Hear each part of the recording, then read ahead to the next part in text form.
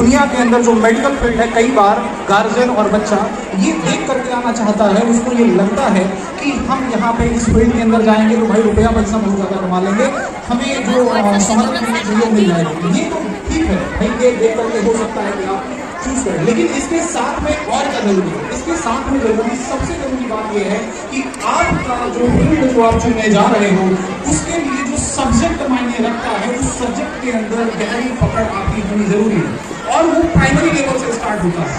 अगर कोई बच्चा ये चाहे कि हमें नीट क्वालिफाई करना है तो उसके लिए बहुत प्राइमरी लेवल से प्रिपरेशन तैयारी करने की जरूरत होती है, प्रिपेयर करने की जरूरत होती है।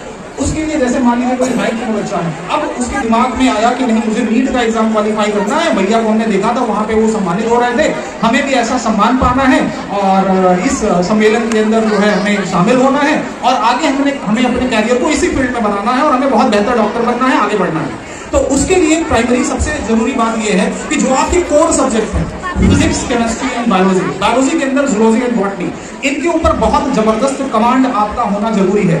ये शुरू से करना आपको पड़ेगा, है ना। जैसे आप 9th में पहुंचे हैं तो 9th से अगर आपके दिमाग के अंदर ये टारगेट आ गया कि भाई मुझे इस फील्ड के अंदर जाना है, तो आप उसी समय से फिजिक्स, केमिस्ट्री एंड बायो इनके कॉन्सेप्ट को बहुत गहराई के साथ समझना शुरू कर दें।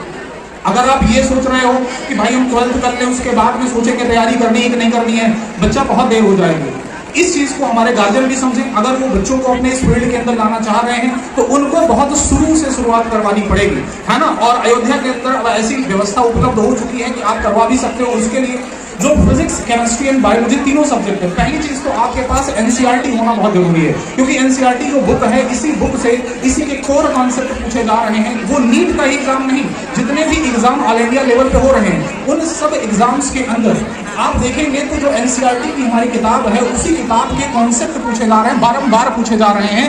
उनको जितना गहराई के साथ आप पढ़ना शुरू कर दें उतना बेहतर है। पढ़ने के लिए क्या करना है?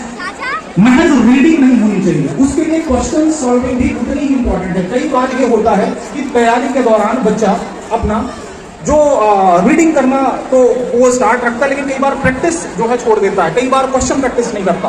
क्वेश्चन प्रैक्टिस प्रॉपर करनी है, और प्रॉपर क्वेश्चन प्रैक्टिस के साथ में आपको एक चीज का और विशेष ध्यान रखना है, आप प्रॉपर टेस्ट दें। मॉक टेस्ट बहुत जरूरी है, केवल नीट के ही एग्जाम में नहीं, जितने भी एग्जाम्स आप लोग देने जा रहे हो, आप आगे देने वाले हो अपने जीवन में, जो छोटे मोटे हमारे जो छोटे नन्हे साथी जो हमारे हैं, जो अभी 9th 10th में या उससे भी छोटे हैं, उन सबको मैं ये कहना चाहूंगा कि अगर आप ये चाहते हैं कि कोई भी एग्जाम क्वालिफाई करना चाहें तो उसके लिए मॉक टेस्ट आपको देना बहुत कंपल्सरी है।